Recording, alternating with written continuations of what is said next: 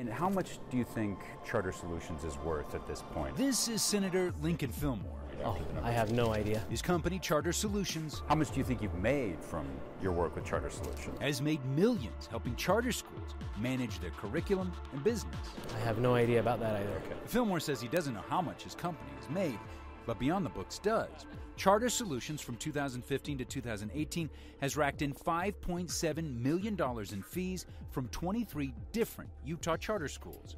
Money that comes from taxpayers. How do voters know that you're not doing something to benefit yourself or Charter Solutions? Oh, I'm fully transparent with with my job. Law requires all citizen legislators to file a conflict of interest disclosure, but I take the additional step of I've just told my constituents that I don't run charter school bills. Fillmore is right. He rarely sponsors bills benefiting charter schools. Critics say that's because he doesn't have to. Fillmore is one of the go-to lawmakers when it comes to charter schools. As an example of how influential Fillmore is, if this bill passes... Beyond the Books found this video of Fillmore last year, on the second-to-last day of the legislature, engaging in the debate over House Bill 231, a charter school bill. He wasn't the sponsor or even the co-sponsor. But when other lawmakers had questions about it... Was that a question for me? Yes. Fillmore was there to answer them. It would affect the charter school local replacement funding. What about those backroom discussions that you have with other lawmakers? I'm not sure that there are such backroom discussions that I have with other lawmakers about charter schools. Beyond the Books wanted to find out if lawmaker affiliations with charter schools influences their votes. And we uncovered a lengthy list of lawmakers, former and current, who at one point served in the legislature and or sat on the boards of individual Utah charter schools. They include powerful former House Speaker Greg Hughes and current Senate President Stuart Adams. Thank you, Mr. President. We also found a long list of Utah lawmakers dating back to the early 2000s who got into the business of charter schools, and some made millions building and running them. During our investigation, we found that powerful Senator Jerry Stevenson was chairman of the board for charter school Career Path High.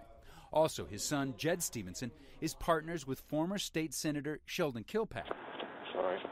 He resigned from the legislature after he was arrested for drunk driving 8 years ago. Their company, Academica West, and its related entities have built, designed, and managed at least 17 Utah charter schools. What the bill does? Stevenson says he doesn't sponsor charter legislation and adds Career Path High does meet in the Academica West offices, but he never talks business with his son or his friend, Sheldon Kilpack, who, incidentally, Stevenson replaced in the Senate. And does he ever come to you? Does he ever talk to you about his work? Does former Senator Kilpack ever talk to you about his work? No? The only thing that we do hold our board meetings in their office building, but they're not in attendance. In addition, Beyond the Books began digging into the voting records of all these lawmakers. We looked at how recent lawmakers voted on a sample of more than a dozen pro-charter school bills over the last 7 years. Not one of them voted against a bill that would benefit charters. The only time they didn't vote aye is if the lawmaker was absent. Fillmore? Tonight, a lot of questions about charters and lawmakers. Questions some never expected to answer. How do we make sure that lawmakers are open about legislation and they're not doing something to influence it in an improper way? I find it very interesting that that's 10 years and you're the first one that's asked me this question. Really? That's right.